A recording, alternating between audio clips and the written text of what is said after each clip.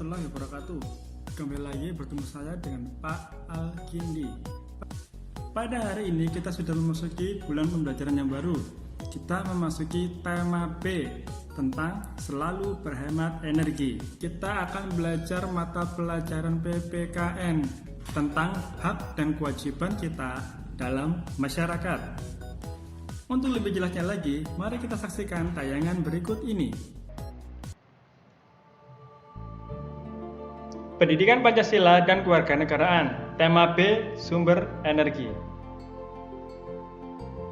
Subtema 1, pembelajaran 3, 4, dan 5. Pada hari ini kita akan belajar mengenai kewajiban dan hak sebagai anggota masyarakat. Yang pertama, mengenai perbedaan dan hubungan antara hak dan kewajiban. Yang kedua, hak dan kewajiban dalam penggunaan air. Yang ketiga, hak dan kewajiban dalam penggunaan listrik. Yang keempat, yang terakhir, hak dan kewajiban dalam penggunaan energi minyak bumi. Perbedaan dan hubungan antara hak dan kewajiban. Setiap manusia yang terlahir di bumi ini memiliki hak dan kewajiban yang berbeda tergantung pada kedudukannya dalam masyarakat. Contoh kedudukan dalam masyarakat misalnya dalam keluarga. Ada seorang ayah, ibu, dan anak. Mereka pasti memiliki hak dan kewajiban yang berbeda. Apakah kewajiban seorang anak berbeda sama dengan ayah atau ibu? Apakah hak seorang anak sama dengan ayah dan ibu? Tentu tidak. Kewajiban dan hak mereka berbeda. Seperti yang sudah dijelaskan di sini, berbeda tergantung pada kedudukannya masyarakat. Misalnya, seorang ayah kewajibannya mencari nafkah. Apakah seorang anak juga memiliki kewajibannya sama mencari nafkah? Itu tidak, berbeda. Berikutnya, kewajiban. Kewajiban adalah segala sesuatu yang harus dilakukan dengan penuh tanggung jawab. Ini adalah pengertian dari kewajiban. Sekali lagi, kewajiban adalah segala sesuatu yang harus dilakukan dengan penuh tanggung jawab. Sedangkan hak adalah segala sesuatu yang harus didapatkan. Perbedaan antara hak dan kewajiban. Kalau kewajiban, sesuatu yang harus dilakukan. Sedangkan hak, sesuatu yang kita dapatkan. Kewajiban sesuatu yang kita berikan, hak adalah sesuatu yang kita dapatkan. Itu perbedaannya. Hak dan kewajiban dalam penggunaan air. Semua orang pasti sudah tahu mengenai air. Air adalah kebutuhan dasar. Air adalah salah satu sumber daya alam yang sangat berarti bagi kelangsungan makhluk hidup. Bisakah kalian bayangkan kehidupan kita jika tanpa air? Tidak akan ada kehidupan. Mulai dari tumbuhan, hewan, serta manusia, mereka sangat memerlukan air. Oleh karena itu, kita berkewajiban untuk menjaganya, bukan hanya menikmatinya saja. Hak terhadap air. Yang pertama, kita berhak mendapatkan pelayanan air minum bersih yang memenuhi syarat kualitas dan kuantitas sesuai standar. Kita berhak mendapatkan layanan air dari pemerintah, air yang bersih, air yang sehat, air yang berkualitas. Itu adalah hak kita. Yang kedua, terhindar dari tindakan diskriminasi dalam mendapatkan air.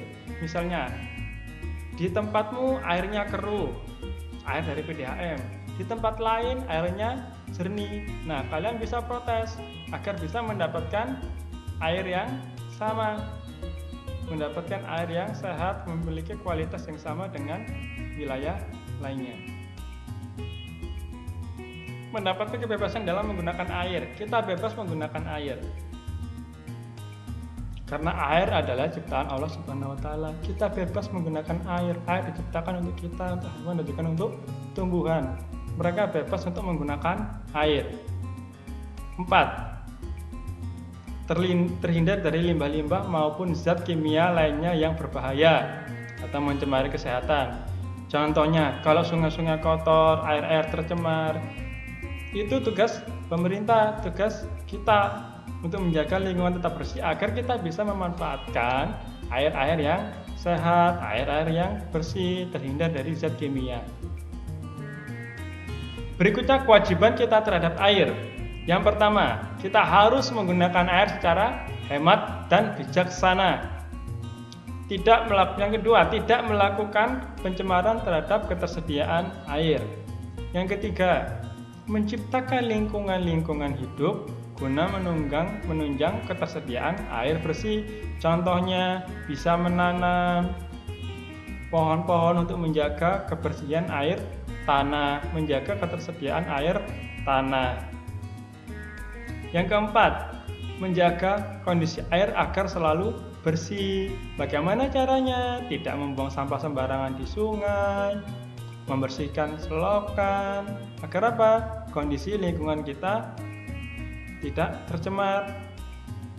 Yang kelima, mematikan keran air saat tidak dipakai. Nah, yang di rumah biasanya mandi dengan buang-buang air, dihemat. Gunakan air seperlunya. Berikutnya, hak dan kewajiban dalam penggunaan listrik. Energi listrik adalah energi yang serbaguna karena dapat membuat berbagai peralatan elektronik bekerja.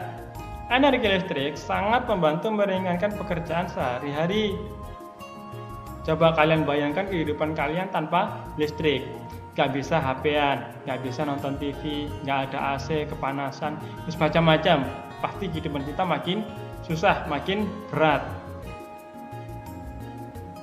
Berikut hak dan kewajiban penggunaan listrik. Hak kita bisa menggunakan kapan saja, bisa menggunakan energi listrik ini kapan saja. Yang kedua, bisa menggunakan energi di mana saja. Yang ketiga, bebas menggunakan energi. 4, mendapatkan energi yang dibutuhkan dalam sehari-hari. Intinya, dalam kita bebas mendapatkan, bebas menggunakan kapan saja, di mana saja, berapa saja, itu adalah hak kita. Namun, tentu saja sebelum kita mendapatkan semua hak itu, kita harus melaksanakan kewajiban terlebih dahulu. Yang pertama, menggunakan energi seperlunya. Meskipun kita bebas, tapi kita gunakan seperlunya saja. Kita bebas menggunakan listrik di mana-mana, tapi tetap harus gunakan seperlunya. Berhemat. Yang kedua, tidak membuang-buang energi. Nah, contohnya, kalau di rumah pergi keluar, lampunya dimatikan, dihemat energi listriknya. Kalau sudah malam, TV-nya dimatikan. Jangan sampai nonton TV sampai kalian yang ditonton oleh TV. Yang ketiga, tidak berusaha mencuri energi. Nah, kabel-kabel yang ada di luar, kewajiban kita membayar listrik sesuai yang kita pakai. Kita tidak boleh mencuri energi listrik tersebut. Yang keempat, menjaga energi dengan baik. Kita harus menjaganya agar tidak cepat habis. Nah, hak dan kewajiban kita dalam menggunakan energi minyak bumi. Salah satu sumber energi yang mendukung aktivitas sehari-hari kita adalah minyak bumi. Untuk apa minyak bumi? Mobil, sepeda motor, kendaraan itu semua pakai bensin. Kompor gas juga merupakan minyak bumi, hasil dari minyak bumi juga gasnya. Nah, karena itu kalian bisa bayangkan jika kehidupan tanpa ada minyak bumi. Mobilnya nggak gerak, kalian mau jalan kaki atau sepeda. Kemudian kompornya harus pakai kompor minyak atau pakai kayu bakar. Nah, minyak bumi sama dengan energi listrik, mempermudah kehidupan kita sehari-hari. Minyak bumi berasal dari bahan bakar fosil yang terdapat di dalam batuan sedimen.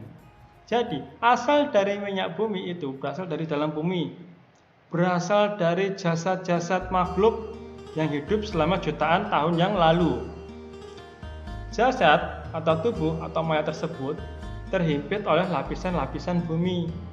Semakin lama, ratusan tahun, ribuan tahun, puluhan ribu sampai jutaan, jasad tersebut akan menjadi minyak. Nah, minyak tersebut yang disebut minyak bumi.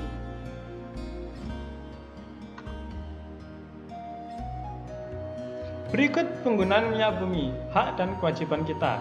Hak yang pertama, hak menggunakan sumber daya alam secara merata. Baik kita di Jawa, di Madura, kita berhak untuk mendapatkan minyak bumi. 2. Hak merasakan hasil dari sumber daya alam tersebut. Kita semua berhak menikmati kekayaan alam kita yang dibagikan oleh pemerintah. Semua warga negara, sebagai warga negara Indonesia, kita memiliki semua hak yang sama.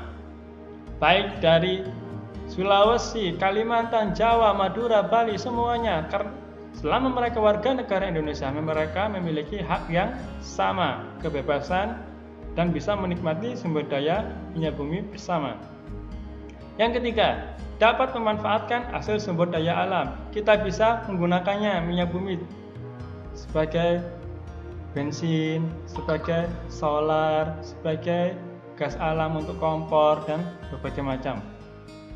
Yang keempat, mengelola sumber energi dengan sebaik mungkin. Kita berhak untuk mengelolanya, misalnya jualan bensin, kemudian gas LPG, dan banyak hal lainnya. Yang kelima, mencari keuntungan dari minyak bumi. Nah itu, karena kita sebagai warga negara Indonesia, kita juga berhak menikmati kekayaan alam yang ada di Indonesia. Dan minyak bumi juga merupakan salah satu kekayaan alam yang ada di Indonesia. Jadi kita juga berhak untuk menikmatinya, mencari keuntungan, dan mengelolanya. Kewajiban menjaga dan melestarikan sumber energi tersebut agar tidak punah dan tetap lestari. Minyak bumi meskipun banyak bisa habis. Karena itu kita harus berhemat. Yang kedua, memanfaatkan dengan arif dan bijaksana, dipakai seperlunya. Itu namanya arif dan bijaksana, gunakan untuk tujuan yang baik. Yang ketiga, tidak boleh boros ketika memanfaatkan sumber daya alam. Yang keempat, melapor pada pihak yang berwajib jika oknum yang merusak ekosistem sumber energi. Misalnya ada pencurian atau perusakan atau pembuangan limbah sembarangan, kita harus melaporkannya untuk menjaga alam agar tetap sehat, asri, terjaga, lestari. 5. Memperbarui sumber energi tersebut. Tugas untuk pembelajaran PPKN hari ini. Pertama, kerjakan evaluasi 1. Buku paket tema B halaman 45 yang PPKN saja, nomor 1-6 dikerjakan di buku tulis. Untuk hasil difoto dan dikirimkan ke wali kelas masing-masing. Kesimpulan untuk pembelajaran hari ini mengenai hak dan kewajiban kita dalam masyarakat. Kewajiban adalah segala sesuatu yang harus kita lakukan, sedangkan hak segala sesuatu yang bisa kita terima. Mengenai kedudukan hak dan kewajiban, kita harus melaksanakan kewajiban terlebih dahulu, baru meminta hak. Jangan sampai terbalik. Misalkan, contohnya ketika orang bekerja, mereka mendapatkan gaji dulu atau kerja dulu? Ya, mereka kerja dulu, melaksanakan kewajiban, baru meminta hak berupa apa? Gaji. Mengenai hak dan kewajiban kita terhadap energi yang tersedia untuk kita, baik itu energi listrik, energi minyak bumi, energi air, itu semua wajib kita jaga dan lestarikan. Itu kewajiban kita. Kita lakukan kewajiban kita dulu, baru kita bisa menikmati hak, menikmati air bersih, air sehat, menikmati listrik, bisa main game, bisa main HP, nonton TV, hiburan semacamnya. Kemudian juga bisa menikmati hasil dari minyak bumi berupa bensin untuk kendaraan, jalan-jalan, berupa gas LPG untuk memasak, bisa masak makanan enak. Nah, itu semua. Baiklah, sampai di sini pembelajaran pendidikan Pancasila dan Kewarganegaraan untuk hari ini. Sekian. Wassalamualaikum warahmatullahi wabarakatuh.